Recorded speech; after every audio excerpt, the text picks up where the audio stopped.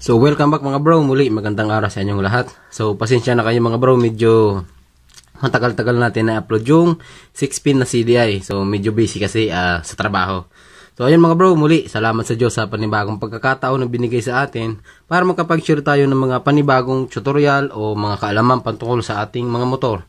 So, ayun mga bro, itutuloy natin kasi nung nakarang video, meron na tayong 4 pins na wiring diagram. Mayroon tayong 5 pins. So, 6 pins na lang mga bro. So, ito na yon. Ayun mga bro, so bago natin umpisahan, so kung hindi ka pa nakasubscribe, mag-subscribe ka na and hit the notification bell para po lagi kayong updated sa mga panibagong video na i-upload natin. So ayun mga bro, so samahan niyo ako, umpisahan na natin.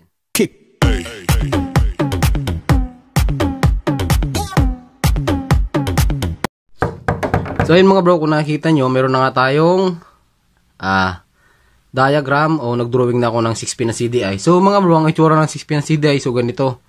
So, sa kasamaan palad, wala lang tayong available na CDI, kaya diagram na lang. Pero mga bro, makikita nyo ran, ayan, mayroon niyang 4 na pin, ayan, sunod 2.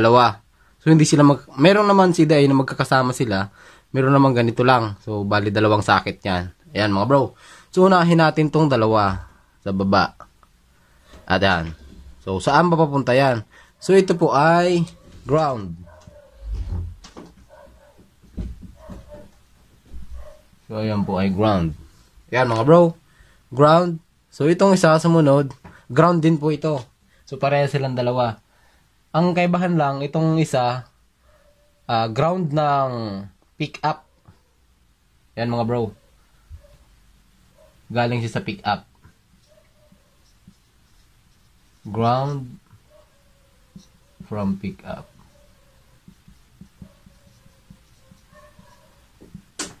Yan. So, ayun mga bro, unahan ko na, baka magtanong kayo. So, pwede bang pagsamahin itong 2? Gagana ba? Yan, pwede po yun. Parehas lang po yan. Kaso, dun pag nakakita kayo ng sakit, so magkahiwalay sila. So, baka magtanong kayo kung pwede pagsamahin yan. Halimbawa, pag-isahin ko na lang, so pwede rin po yun. Dito tayo, tapos na tayo. Ito, timing trigger. Yan, sumunod. So, timing trigger. Timing trigger. Yan mga bro. Sumunod tayo. Dito tayo. Ito po ay ignition coil. Ayan. Ignition coil. Ignition coil. Ay, hindi pala kita. Ayan. Ignition coil. Yan mga bro, sumunod. Dito tayo, yung sa 2 na lang. So, ito pong isa ay kill switch.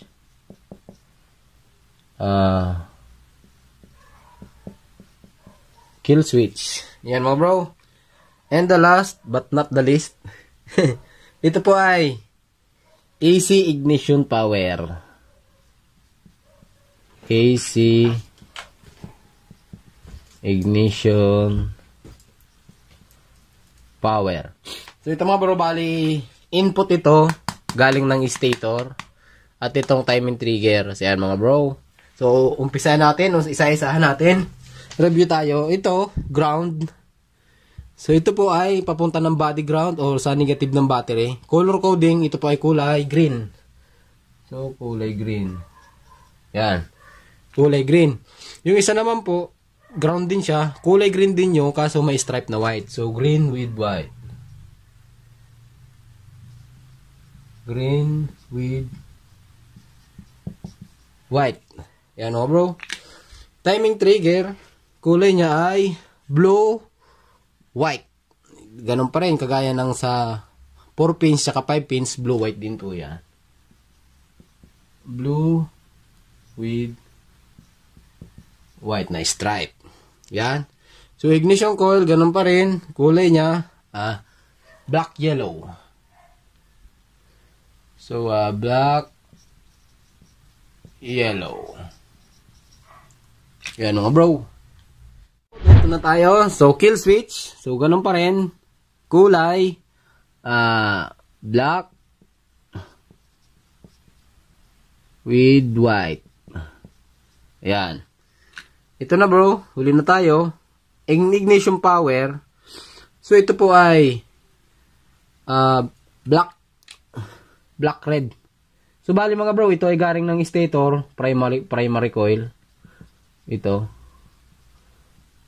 Primary coil, black, red. So ayan mga bro, kumpleto na. So yan lang po ang wiring diagram ng 6-pin na CDI. Ulit, yung dalawang nasa baba, ground parehas. Yung isa ground, galing ng pick up. So green tsaka green white. So ito po timing trigger, pick up or pulser, ito yung mga tawag nila. Ito po yung nakakonect, dito po dumidikit yung nakita doon sa flywheel, yung parang bubukol-bukol. So ito po yun, dito nakadikit. Yung ignition coil, ito po yung papunta ng ignition coil. Kung di nyo alam yung ignition coil, kung hanapin yung spark plug, so baybayin nyo yung malaking wire na yon. So ang tawag doon ay high tension wire. Tapos yung supply doon na parang bilog na itim, merong orange, may pula. So, yung sumusupply doon sa spark plug, so ang tawag po doon ay ignition coil. So ito po, black yellow. Yung kill switch naman mga bro, so makikita nyo yan sa susian. Minsan sa susian nakita kayong 4 na wire, may 5 wire, may 6. So doon sa 4 na wire mayroong black white. So ito po yon, dito papunta yon. Kill switch. Yung AC ignition mga bro, galing naman ito ng stator, primary coil. Bale ito yung supply ng CDI. Black red. So ayan mga bro, kompleto na. Bale mga bro, ganun lang yung wiring diagram ng 6-pin na CDI.